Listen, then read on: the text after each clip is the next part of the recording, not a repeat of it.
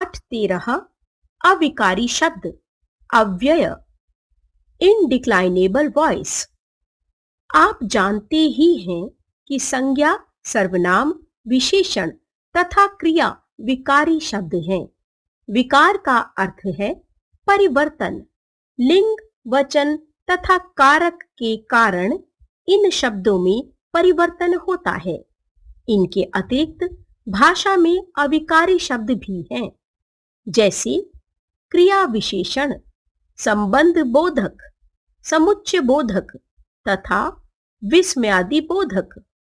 अविकारी का अर्थ है जिसमें परिवर्तन न हो।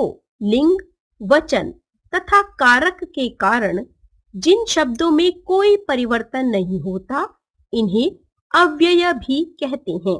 अव्यय का शाब्दिक अर्थ है जो व्यय न हो। ये शब्द अपने मूल रूप में ही बने रहते हैं। हिंदी में 5 प्रकार के अविकारी शब्द हैं: क्रिया विशेषण, संबंध बोधक, समुच्चय बोधक, विस्मयादि बोधक तथा निपात। 1. क्रिया विशेषण एडवर्ब। अब एक एक करके विस्तार से इनके बारे में अध्ययन करेंगे। निम्नलिखित चित्रों को ध्यान से देखिए तथा वाक्यों को पढ़िए। घोड़े तेज दौड़ते हैं। लता रमा के पीछे पीछे आ रही है। रमेश प्रतिदिन व्यायाम करता है। बिल्ली दूध बहुत पीती है। तेज, पीछे पीछे, प्रतिदिन, बहुत। क्रमशः दौड़ते हैं, आ रही है, व्यायाम करता है, पीती है, क्रियापदों की विशेषता बता रही हैं। ये सभी पद क्रिया विशेषण हैं। जो अविकारी शब्द क्रिया की विशेषता का बोध कराते हैं, उन्हें क्रिया विशेषण कहते हैं। क्रिया विशेषण के भेद: क्रिया की रीति, स्थान, समय एवं मात्रा का बोध हमें क्रिया विशेषण से होता है।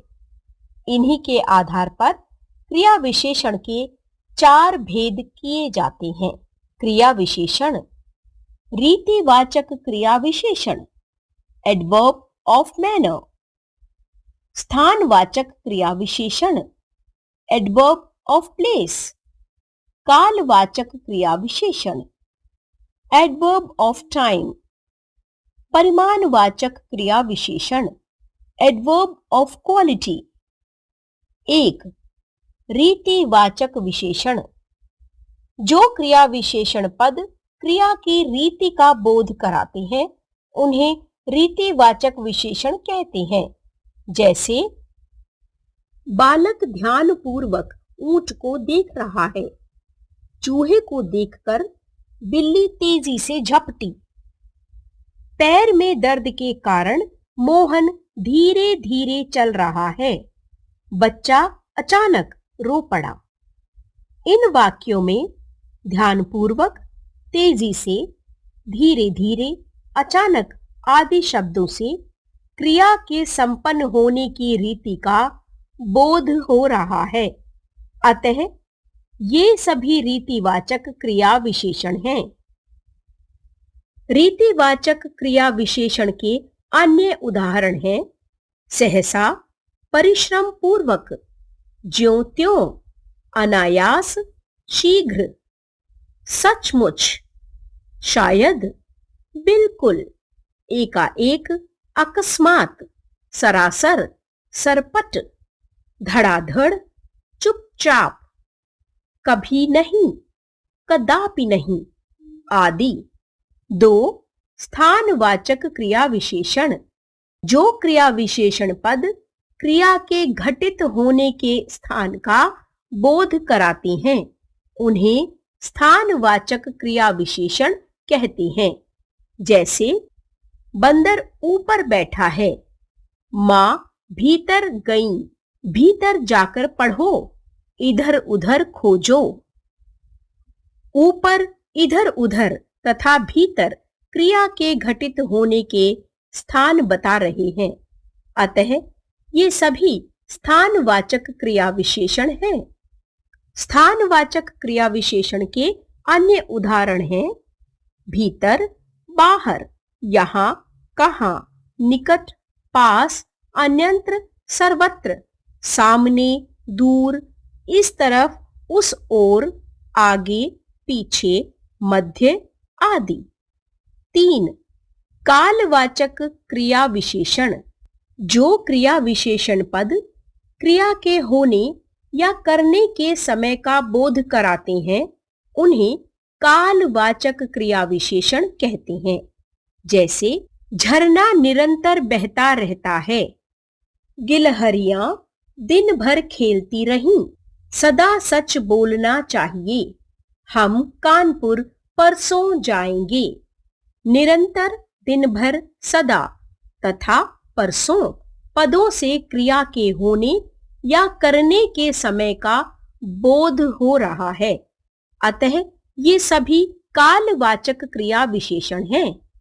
कालवाचक क्रिया विशेषण के अन्य उदाहरण हैं रात भर, प्रातः, कभी कभी, हर समय, आजकल, अब, जब, तब, कब, आज, कल, सर्वदा, हमेशा, नित्य, अभी, दोपहर, सायं, हर वर्ष, तुरंत आदि। 4. परिमाणवाचक क्रिया विशेषण। जो क्रिया विशेषण क्रिया के मापतोल या मात्रा का बोध कराते हैं उन्हें परिमाणवाचक क्रिया विशेषण कहते हैं। जैसे सुनील बहुत परिश्रम करता है, तोता कम खाता है, नेहा अधिक बोलती है, यतीन अत्यधिक प्रसन्न है। बहुत, कम, अधिक, अत्यधिक आदि पद क्रिया की मात्रा या परिमाण का बोध करा रहे हैं, अतः ये सभी परिमाणवाचक क्रिया विशेषण हैं। परिमाणवाचक क्रिया विशेषण के अन्य उदाहरण हैं बिल्कुल, उतना, जितना, सर्वथा, अति, अत्यंत, कई, तनिक, बस, इतना, पर्याप्त, खूब, निपट, थोड़ा।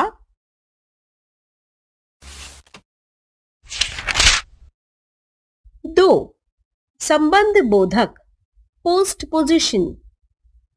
मेरे घर के पीछे नीम का पेड़ है, राज छत के ऊपर बैठा है, सीता जी राम के साथ बन गईं, बालिका चांद की ओर देख रही है। ऊपर लिखित वाक्यों में के पीछे, के ऊपर, के साथ, की ओर पद संज्ञा शब्दों के साथ संबंध जोड़ रहे हैं। यदि इन पदों को वाक्य से निकाल दिया जाए तो वाक्य निरर्थक हो जाता है। इन पदों का यथास्थान प्रयोग करने से वाक्य पूर्ण एवं अर्थपूर्ण हो जाता है। जो अव्यय पद संज्ञा या सर्वनाम का संबंध वाक्य के अन्य शब्दों के साथ जोड़ते हैं वे संबंध बोधक अव्यय कहलाते हैं। संबंध बोधक अव्यय विभिन्न अर्थ व्यक्त करते हैं यथा 1. कालवाचक, के आगे, के पहले, के बाद, के पीछे, के पश्चात, से पहले। 2. स्थानवाचक, के ऊपर, के नीचे, के पीछे, के निकट, के पास, के मध्य, के भीतर, के बाहर। 3. दिशावाचक, के सामने, की ओर, की तरफ, के पास, के समीप, के निकट, के चारों ओर। 4. साधनवाचक, के द्वारा, के जरिए, के निमित्त, के सहारे। 5. विरोध सूचक, के विरुद्ध, के प्रतिकूल, के उल्टे, के विपरीत। 6. समता सूचक के समान, के अनुसार, के तुल्य, की तरह, के सदृश। 7. हेतु सूचक के कारण, के हेतु, के लिए, के अलावा, के रहित, के सिवाय, के चलते। 8. सहचर सूचक के समेत, के संग, के साथ। 9. तुलनावाचक की अपेक्षा, के मुकाबले, के सामने, के आगे। 10. पृथकतावाचक से दूर, से अलग, से हटकर। विशेष कुछ संबंध बोधक अव्यय विभक्ति रहित होते हैं तथा कुछ संबंध बोधक अव्यय विभक्ति के साथ प्रयोग होते हैं। जैसे 1. पांडव अनेक वर्षों तक जंगल में भटकते रहे, विभक्ति रहित। 2. मजदूर जीवन भर परिश्रम करता रहता है। 3. धन के बिना जीवन व्यर्थ है, विभक्ति सहित। 4. घर के सामने विद्यालय है, संबंध बोधक और क्रिया विशेषण में अंतर। कुछ अव्यय संबंध बोधक और क्रिया विशेषण दोनों ही रूप में प्रयोग किए जाते हैं। इनकी पहचान करते समय ध्यान रखना चाहिए कि जब अव्यय पदों का प्रयोग संज्ञा या सर्वनाम के साथ होता है तब वे संबंध बोधक अव्यय होते हैं तथा जब वे क्रिया की विशेषता प्रकट करते हैं तब वे क्रिया विशेषण होते हैं। जैसे 1. मोहन सामने जा रहा है, क्रिया विशेषण। 2. मोहन घर के सामने जा रहा है, संबंध बोधक। 3. भीतर चलो, क्रिया विशेषण। 4. वे विद्यालय के भीतर बैठे हैं, संबंध बोधक। 5. मोहन ऊपर बैठा है, क्रिया विशेषण। 6. मोहन छत के ऊपर बैठा है, संबंध बोधक। हमने सीखा संबंध बोधक संज्ञा व सर्वनाम का संबंध वाक्य के अन्य शब्दों से जोड़ते हैं। कारक विभक्ति के प्रयोग का स्थान निश्चित है किंतु संबंध बोधक स्वतंत्र शब्द है, कहीं भी प्रयोग हो सकते हैं।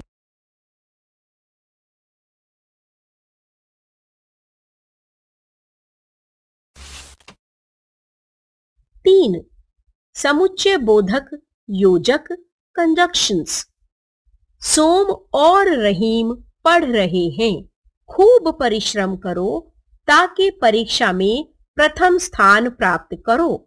इन वाक्यों में और ताकि दो शब्दों तथा दो वाक्यों को जोड़ने का कार्य कर रहे हैं, इसलिए ये समुच्चय बोधक अव्यय हैं। जो अव्यय दो पदों, दो वाक्यांशों अथवा दो वाक्यों को जोड़ने का कार्य करते हैं उन्हें समुच्चय बोधक अव्यय या योजक कहते हैं। समुच्चय बोधक या योजक के भेद ये दो प्रकार के होते हैं। 1. समानाधिकरण समुच्चय बोधक। 2. व्यधिकरण समुच्चय बोधक। समानाधिकरण समुच्चय बोधक। रमेश और महेश पढ़ते हैं, तुम्हें रेडियो चाहिए या घड़ी? रमेश ने बहुत कोशिश की परंतु पैसे न जोड़ सका। नेहा आज ही आई और चली गई। ऊपरी लिखित वाक्यों में और, या, परंतु और पद वाक्यों के समान पदों तथा उपवाक्यों को जोड़ रहे हैं, अतः ये पद समानाधिकरण समुच्चय बोधक पद हैं।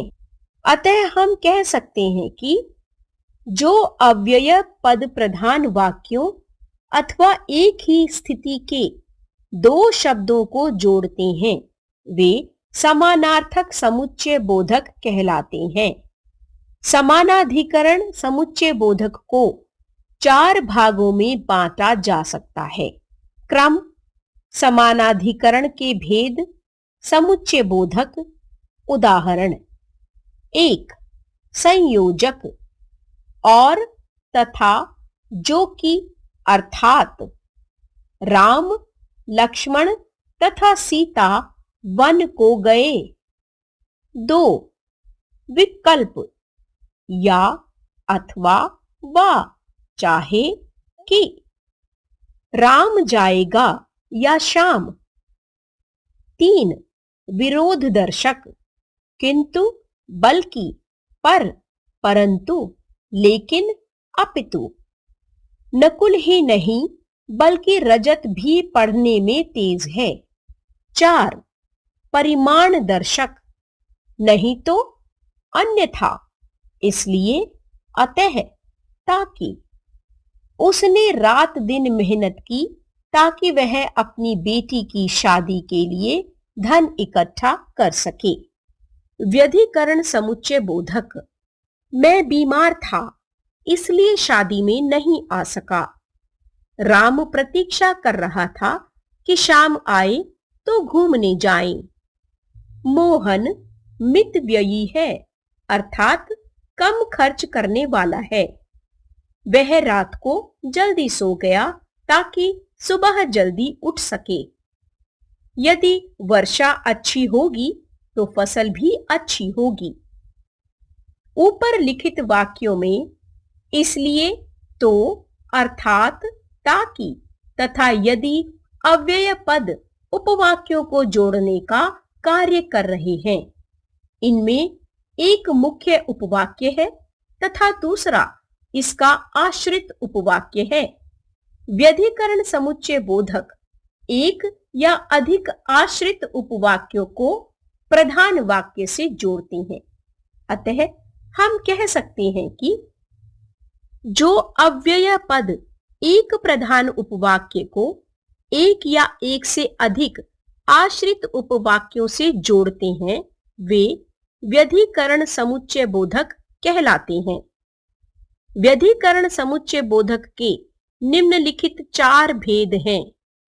क्रम, व्यधिकरण के भेद, समुच्चय बोधक। उदाहरण पद वाक्य। 1 संकेत बोधक यदि, तो, चाहे, तो, यद्यपि, तथापि। यदि प्रथम आना चाहते हो तो कड़ा परिश्रम करो। 2 हेतु बोधक इसलिए, क्योंकि, इस कारण, कि, चूंकि। वह जल्दी आ गया क्योंकि उसे शादी में जाना था। 3 उद्देश्य बोधक ताकि, कि, जिससे। वह परीक्षा में जल्दी जल्दी लिख रहा है जिससे उसका पेपर पूरा हो जाए। 3 स्वरूप बोधक अर्थात, यानी, मानो, यहां तक कि। राम अहिंसावादी है अर्थात गांधी जी के सिद्धांतों को मानने वाला है।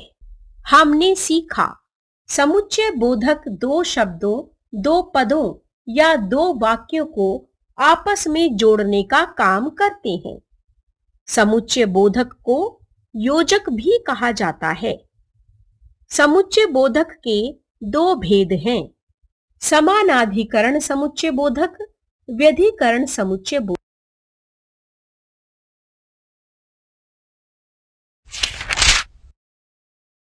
4 विस्मयादि बोधक अव्यय, इंटरजेक्शन।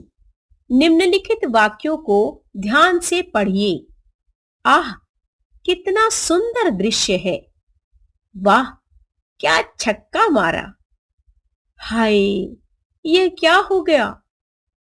छिछी, कितनी गंदगी है। उफ, अभी तक गर्मी पड़ रही है।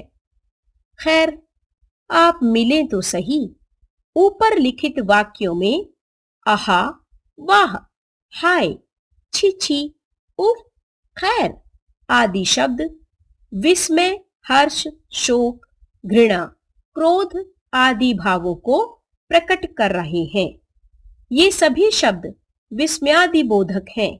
अतः हम कह सकते हैं कि जो अविकारी शब्द वक्ता के हर्ष, शोक, विस्मय आदि मनोभावों का बोध कराते हैं, वे विस्मयादिबोधक कहलाते हैं। इन्हें द्योतक भी कहते हैं। ध्यान रखने योग्य बातें। 1. विस्मयादिबोधक अचानक ही हमारे मुख से निकलकर हमारे मनोभावों को प्रकट करते हैं। 2. विस्मयादिबोधक का प्रयोग वाक्य के आरंभ में किया जाता है। 3. इन अव्ययों के साथ विस्मयादिबोधक चिन्ह का प्रयोग अवश्य किया जाता है। विभिन्न मनोभावों को व्यक्त करने वाले विस्मयादिबोधक निम्नलिखित हैं। 1. विस्मय बोधक, ओह, हैं, ओहो। 2. हर्ष बोधक, आहा, वाह, ओह। 3. घृणा और तिरस्कार बोधक, धिक, छी, धत, हट। 4. शोक बोधक, हाय, आह, त्राही, हाय हाय। 5. प्रशंसा बोधक, धन्य, शाबाश, साधु साधु। 6. भय बोधक, बाप रे, हाय राम। 7. स्वीकृति बोधक, हाँ हाँ, अच्छा, जी हां, बहुत अच्छा। 8. क्रोध बोधक, धत, चुप। 9. चेतावनी बोधक, सावधान, खबरदार, होशियार। हमने सीखा विस्मयादिबोधक शब्द भी अविकारी हैं। मनोभावों को व्यक्त करने वाले अव्यय विस्मयादिबोधक शब्द कहलाते हैं। ये मन के भावों को प्रकट करते हैं, अतः इनके उच्चारण का विशेष महत्व होता है।